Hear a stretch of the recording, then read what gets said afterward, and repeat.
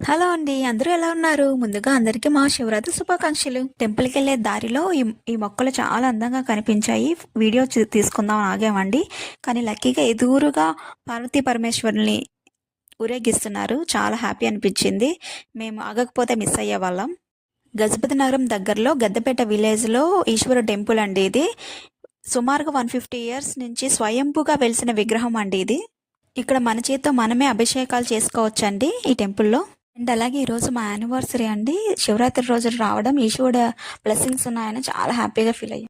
మా anniversary celebrations ఇలా జరిగాయి.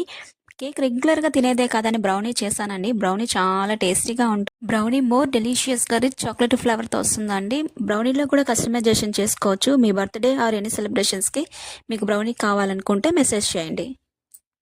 నా వీడియో చివరి వరకు చూసినందుకు thank you so much. Please subscribe.